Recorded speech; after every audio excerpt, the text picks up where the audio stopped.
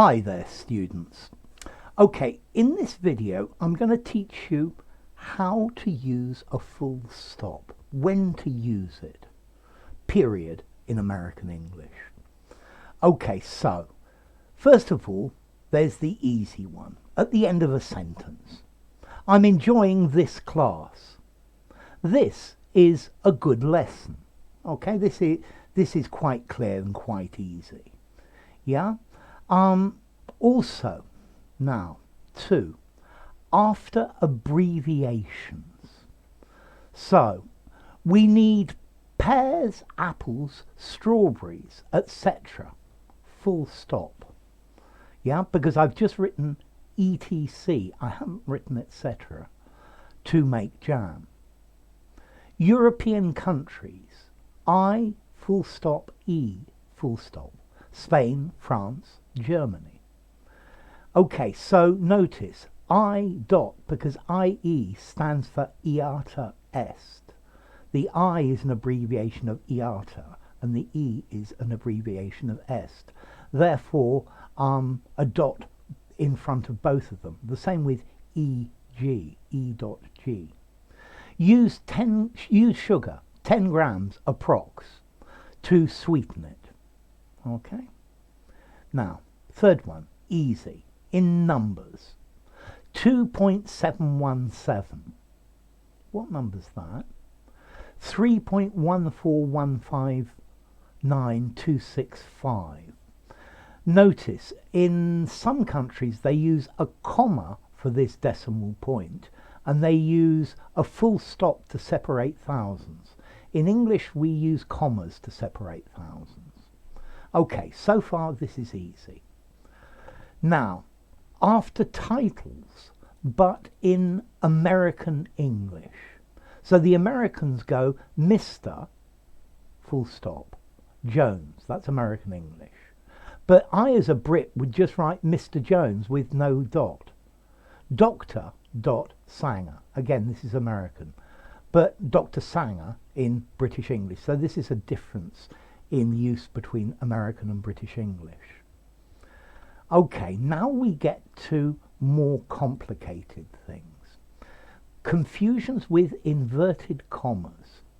So, when you've got an inverted comma that finishes at the end of a sentence, do you put it inside or outside the inverted commas, the parenthesis? So, in American English, you always put it inside the inverted commas. Notice this is when you are at the end of a sentence. So he said come back, but notice come back, full stop, and then the close inverted commas. I have forgotten how to say this, or how to say cul-de-sac, and the full stop inside. So in American English, always inside the inverted commas when it's at the end of the sentence. She said, you must fill in the form in blue ink. And this is both American English and British English. Notice in this one, we have a full sentence. Yeah? So let's just go to the next bit. In British English, where you put the full stop depends whether you have a full sentence inside the inverted commas or you're ending the full sentence that's outside the inverted commas. So notice, he said, comma, come back, and the full stop is outside here because this is the end of this whole sentence. In American English, it would go inside. I've forgotten how to say cul-de-sac, and this again in British English, the full stop outside. But notice this last one, she said, you must fill in the form using blue ink. Here, you must fill in the form using blue ink is a full sentence, and therefore it comes inside, both in American, but it always comes inside in American, and in British because this ends this sentence. Notice in this one, come back, this is not a full sentence. Cul-de-sac, this is not a full sentence. Yeah, and notice the full stop after BE, because this is an abbreviation for British English, and AME, this is an abbreviation for American English. Maybe that M should be small. I don't know, it doesn't matter. Okay, now, if the inverted commas are in the middle of a sentence, we always use a comma at the end, even if it's a full sentence. So he said, please arrive at 10 o'clock, comma, not a full stop. And then he told me that it didn't matter if I was a bit late, full stop at the end. Okay, so here, this is a full sentence, but despite that, we put a comma because it's inside this sentence, and this normally goes inside the inverted commas. Okay, and that's inverted commas. Now, confusion with brackets, parentheses as you call them. Put the full stop inside the brackets when the word in brackets make a full sentence. So look at the second example. I recommend you use fresh flowers. Full stop. This is not absolutely essential. This is a full sentence, and therefore the full stop goes inside. However, put the full stop outside the brackets when the words in the brackets are just part of the sentence.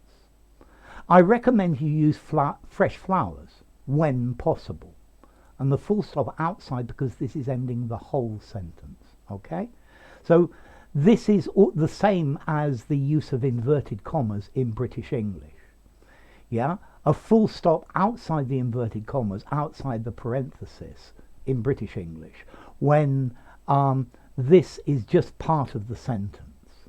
Yeah, whereas where you have a full sentence in the parenthesis, then inside.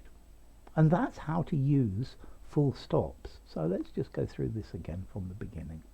At the end of a sentence, this is very easy. Yeah, when you finish your sentence, use a full stop. After abbreviations, etc., IE, approx, British BRE, etc., or BE, British English. In numbers, 3.141592653588979. In American English, after titles, Mr., full stop, Doctor, full stop, but that's in American English. In British English, we don't normally do this. And then, okay, with the inverted commas, in American English, always inside the inverted comma at the end of the sentence. Yeah, it doesn't matter if the bit inside is a full sentence or not. Yeah.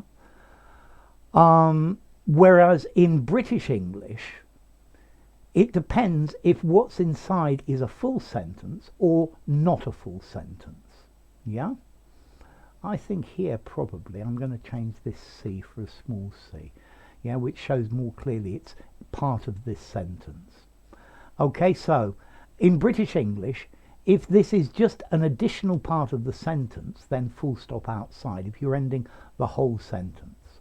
Whereas if you're finishing the sentence inside the inverted commas, then full stop inside. If it's in the middle of the sentence, always a comma at the end. He said, please arrive at 10 o'clock, comma, inverted, close inverted commas, and then. And then finally, with brackets.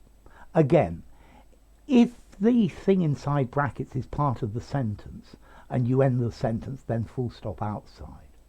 Whereas, if the thing inside the parenthesis, the brackets, is a full sentence, then inside. And that's it. So I hope that's cleared everything up. If you enjoyed the video, give it a rating, subscribe to my channel, and I'll see you soon. Bye for now. When to use full stops.